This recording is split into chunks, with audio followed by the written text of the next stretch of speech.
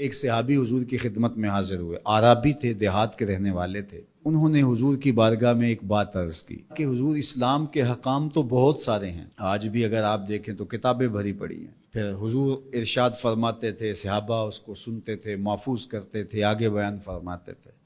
ان کا بہت سارے احکام ہیں اسلام کے، میں ایک دیہاتی شخص ہوں، مجھے کوئی ایک بات ارشاد کر دیجئے جو میرے لیے کافی ہو۔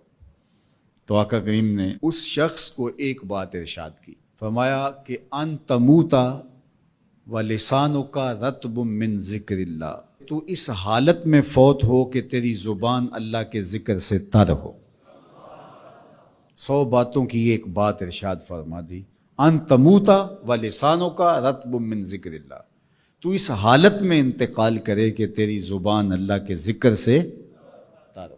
میں اور آپ اپنی زندگی اس طرح سے گزاریں کہ موت اچانک آئے یا طبی موت آئے، جس حالت میں بھی ہمیں موت آئے تو ہماری زبان عادی ہو اللہ کے ذکر کی، ادھر سے سانس ٹوٹ رہی ہو اور ادھر لبوں پر اللہ کا نام جاری ہو۔ جس شخص کا آخری کلمہ لا الہ الا اللہ ہوا، اللہ اس کو جنت میں داخل فرماتا ہے۔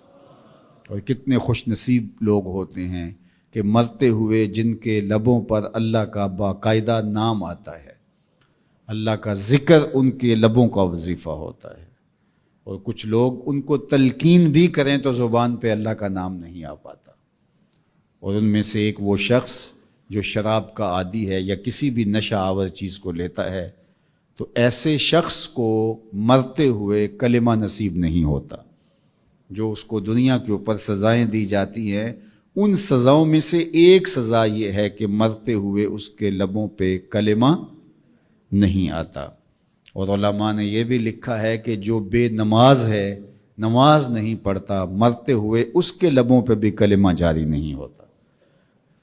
اللہ اکبر۔ تو ایک جامع بات ارشاد کر دی کہ ان تموتا ولسانک رطب من ذکر اللہ، تو اس حالت میں فوت ہو کہ تیری زبان اللہ کے ذکر سے تر ہو۔ قرآن مجید میں ہمیں اللہ تعالیٰ نے یہ بھی حکم دیا ہے کہ مجھے یاد کرو، اور یہ بھی حکم دیا ہے کہ مجھے فراموش نہ کرو۔ وَلَا تَكُونُوا كَالَّذِينَ نَسُوا اللَّهَ فَأَنسَاهُمْ أَنفُسَهُمْ أُولَٰئِكَ هُمُ الْفَاسِقُونَ، ان لوگوں کی طرح نہ ہو جانا جنہوں نے اللہ کو فراموش کر دیا، اللہ کو بھول گئے۔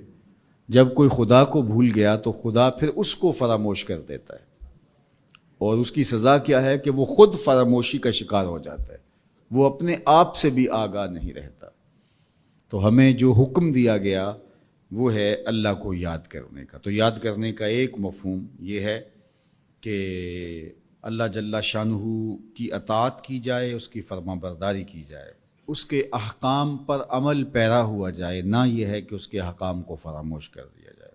یقول اللہ تبارک و تعالی، اللہ جل شانہ خود ارشاد فرماتا ہے، یہ حدیث قدسی ہے، فیما یروی عن ربہ، جو حضور اپنے رب سے روایت کرتے ہیں۔ اللہ جل شانہ کیا ارشاد فرماتا ہے، سنیے، انا عند ظن عبدی بی، میرا بندہ میرے بارے جو گمان کرتا ہے میں ایسے ہی معاملہ کرتا ہوں، یعنی بندے کو میرے سے جو گمان ہے تو میں اس کے مطابق معاملت فرماتا ہوں۔ وَأَنَا مَعَهُ إِذَا ذَكَرَنِي، اور جب وہ مجھے یاد کرتا ہے میں اس کے ساتھ ہی ہوتا ہوں۔ جب میرا بندہ مجھے یاد کرتا ہے تو میں اس کے ساتھ ہوتا ہوں۔ فَإِذَا ذَكَرَنِي فِي نَفْسِهِ ذَكَرْتُهُ فِي نَفْسِي، جب وہ مجھے اپنے دل میں یاد کرتا ہے تو میں بھی اسے اکیلے یاد کرتا ہوں۔ کتنی بڑی بات ہے کہ کسی کو رب یاد کرے، اللہ اکبر۔ کہا جب وہ اکیلے مجھے یاد کرتا ہے تو میں بھی اس کو اکیلے یاد کرتا ہوں۔ وَإِن ذَكَرَنِي فِي مَلَئٍ ذَكَرْتُهُ فِي مَلَئٍ خَيْرٍ مِّنْهُمْ، اگر وہ مجھے مجمع میں یاد کرتا ہے، لوگوں کے ہجوم میں یاد کرتا ہے، تو میں بھی اسے مجمع میں یاد کرتا ہوں جو اس مجمع سے بہتر ہے، اس اجتماع سے بہتر ہے۔ یہاں نیک بد گناہ گار سارے طرح کے لوگ ہیں، لیکن میں فرشتوں کے اجتماع میں یاد کرتا ہوں۔ اللہ اکبر۔ کیا منظر ہوتا ہوگا کہ جب اللہ فرشتوں میں کسی بندے کو یاد فرما رہا ہو، اللہ اکبر۔